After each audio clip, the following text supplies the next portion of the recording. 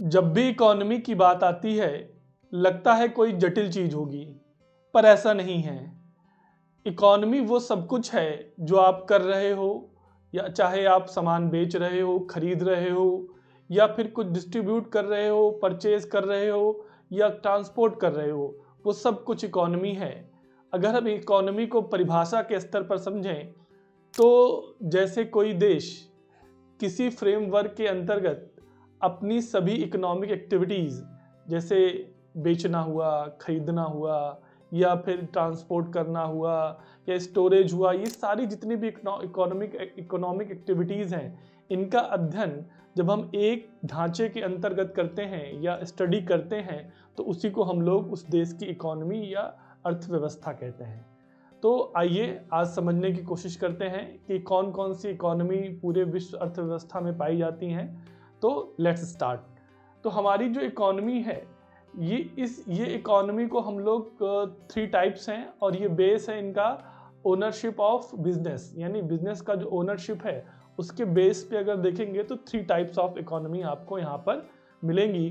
तो जो पहली इकोनॉमी है जो उसको बोलते हैं कैपिटलिस्ट इकोनॉमी, दूसरी है आपकी सोशलिस्ट इकोनॉमी, और तीसरी यहाँ पर जो है आपकी मिक्स्ड इकोनॉमी। ये जो है ये 3 इकोनॉमी है। अब आइए इसको डिटेल में अलग अलग तरीके से हम समझने की कोशिश करते हैं। सबसे पहले कैपिटलिस्ट इकोनॉमी की हम बात कर रहे हैं। जो कैपिटलिस्ट इकोनॉमी होती है वहाँ पर होता क्या है कि जो गुड्स और सर्विस है इनका जो प्रोडक्शन और डिस्ट्रीब्यूशन होता है वो प्राइवेट सेक्टर के हाथों में होता है। तो जो प्राइवेट सेक्टर होते हैं वो सोर्स ऑफ ऑल डिस्ट्रीब्यूशन और प्रोडक्शन होते हैं। और यहाँ पर जो है एक जो नियंत्रण, जो कंट्रोलिंग बॉडी होती है वो एक तरीके से प्राइवेट सेक्टर होती है सभी प्रोडक्शन लेवल पे। और ये जो काम करते हैं ये अपने हितों के लिए, यानी अपने इंटरेस्ट के लिए, अपने बेनिफिट के लिए काम करते हैं। वक्त जो अपने इंटरेस्ट, अपने बेनिफिट के लिए काम करते हैं। और यहाँ का जो प्राइस, जो यहाँ की जो वस्तु और जो सेवा है, यानी गुड्स और सर्विस की जो प्राइस है उसका जो निर्धारण है वो डिमांड और सप्लाई के बेस पे होता है कि जितनी डिमांड होगी, अगर किसी चीज़ की डिमांड ज़्यादा हो गई तो उसकी रेट क्या हो जाएंगे, बढ़ जाएंगे, और किसी की डिमांड कम हो जाएगी तो उसके रेट कम हो जाएंगे। और सप्लाई चेन पे भी निर्भर करता है। सपोज दैट अगर सप्लाई किसी चीज़ की कम हो जाती है और डिमांड उसकी ज़्यादा है तब भी क्या है, कीमतें बढ़ेंगी। और मान लीजिए डिमांड कम है और सप्लाई ज़्यादा होगी तो कीमतें क्या हो जाएंगी, कम हो जाएंगी। तो डिमांड और सप्लाई पे डिपेंड करता है इस कैपिटल इकोनॉमी की सारी जो यहाँ पे कीमतें जो होती हैं, जिसको प्राइवेट सेक्टर यहाँ पर यहाँ पे गवर्न करता है। और यहाँ पर जो है जो गवर्नमेंट सेक्टर का क्या रोल होता है, गवर्नमेंट सेक्टर यहाँ पर जो है जो कंज्यूमर है, लेबर है, और जो इन्वायरमेंटल इश्यूज होते हैं वहाँ पर लॉ बना करके उनके संरक्षण या उनको वहाँ पे प्रिजर्व करने का काम करती है, उनके संरक्षण के लिए काम करती है, उनका कंजर्वेशन करने का काम जो है यहाँ पे गवर्नमेंट का होता है। और ये यहाँ पर ये रूल बना करके ये कंट्रोलिंग बॉडी के रूप में, कंट्रोलिंग मैनेजमेंट के रूप में यहाँ पे काम करती है।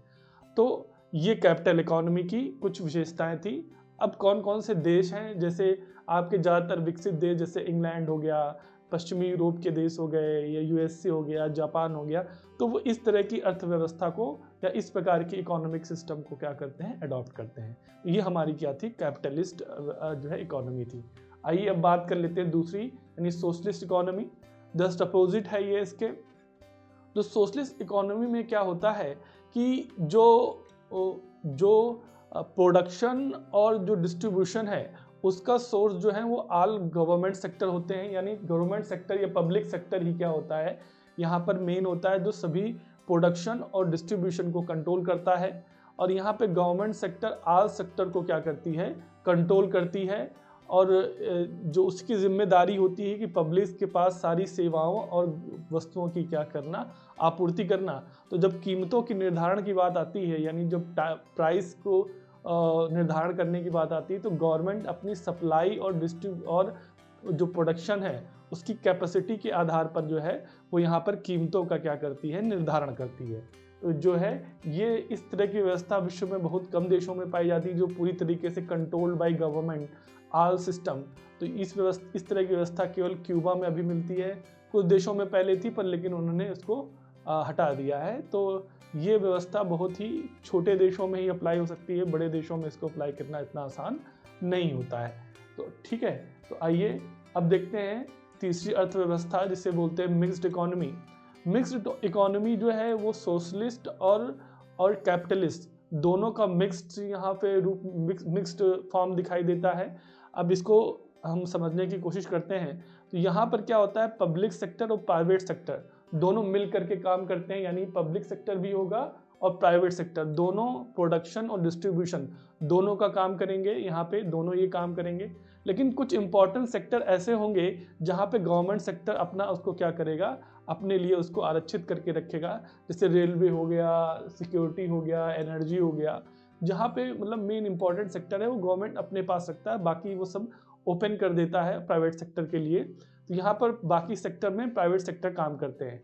और साथ साथ यहाँ पे कुछ जो है कंबाइंड सेक्टर भी होते हैं, जो जहाँ पर प्राइवेट सेक्टर और गवर्नमेंट सेक्टर दोनों मिल करके काम करते हैं। जैसे एजुकेशन हो गया, हेल्थ सेक्टर हो गया, मतलब जो है कम्युनिकेशन हो गया, ट्रांसपोर्टेशन हो गया। तो ये सारे सेक्टर ऐसे होंगे जहाँ पे प्राइवेट और पब्लिक सेक्टर दोनों मिल के काम कर रहे हैं। इसका एग्जांपल हम इंडिया से ले सकते हैं, क्योंकि इंडिया एक मिक्स्ड इकोनॉमी है। तो जैसे यहाँ पे अगर हम एजुकेशन की बात करें तो यहाँ पे गवर्नमेंट स्कूल भी हैं, प्राइवेट स्कूल भी हैं। हेल्थ सेक्टर की बात करते हैं तो यहाँ पे जो है प्राइवेट हॉस्पिटल भी हैं, गवर्नमेंट हॉस्पिटल भी हैं।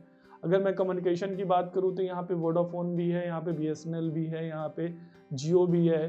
तो हर सेक्टर में प्राइवेट और पब्लिक सेक्टर दोनों मिल करके काम कर रहे हैं, और यहाँ की जितनी भी गुड्स एंड सर्विस की जो नीड है उसको फुलफिल करने के लिए साथ साथ में वो मिलके यहाँ पे काम करते हैं।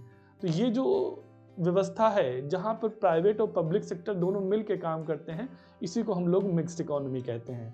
और ये व्यवस्था कहाँ पाई जाती है, भारत में ये व्यवस्था देखने को मिलती है। तो आज जो हमारा टॉपिक था मिक्स्ड, हमारा जो टॉपिक था वो इकोनॉमी था कि इकोनॉमी क्या है और इसके कौन कौन से टाइप्स हैं, जिसको हम लोगों ने संक्षेप में समझ लिया है आज है। तो मिलते हैं इसी प्रकार के नेक्स्ट वीडियो में। Thank you.